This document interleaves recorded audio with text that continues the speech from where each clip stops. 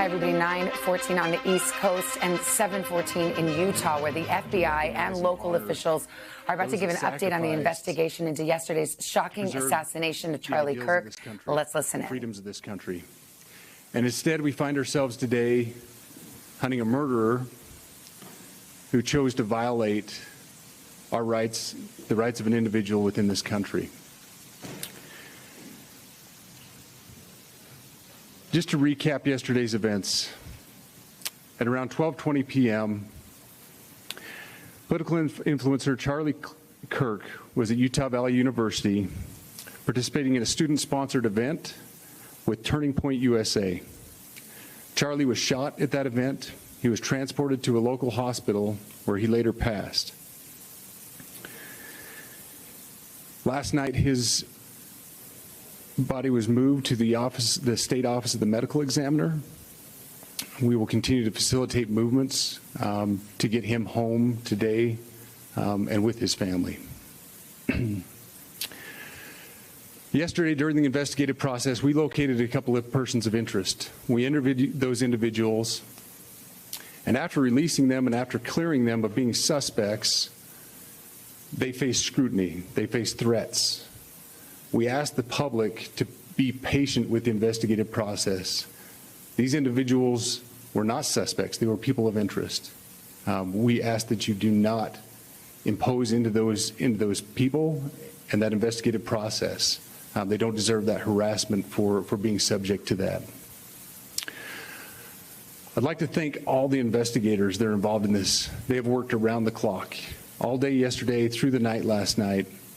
Investigators from the State Bureau of Investigations, from county, from city agencies, the university, our federal partners with the FBI, the ATF, and many others. Those are just a few of the people that we have involved in this. I'd like to thank all of them for their strong work. Through all that work last night, we were able to make a few breakthroughs. We were able to track the movements of the shooter. Starting at 11:52 a.m., this subject arrived on campus, shortly away from campus. We have tracked his movements onto the campus, through the stairwells, up to the roof, across the roof to a shooting location. After the shooting, we were able to track his movements as he moved to the other side of the building, jumped off of the building, and fled off of the campus and into a neighborhood.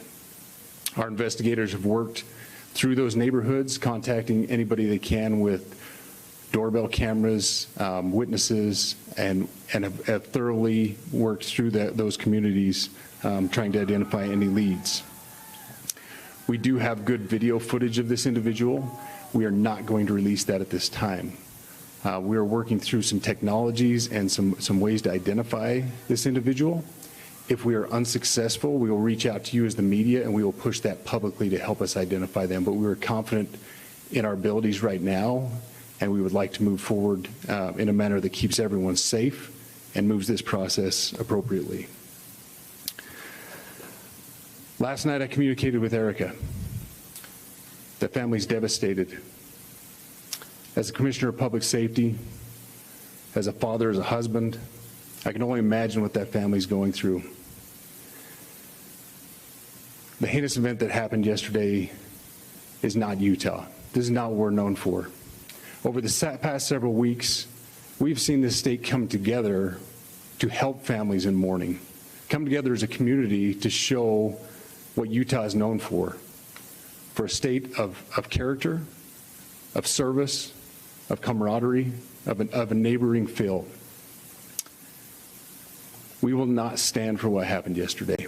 We are exhausting every lead. We have every officer invested in this, every investigator, every local agency. The outpouring of support from the law enforcement community has been astounding. We are investing everything we have into this, and we will catch this individual.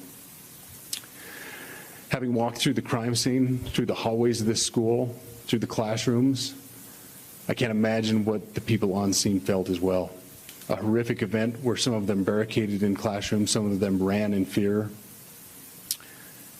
Can't overstate the tragedy and the horrific event that yesterday was.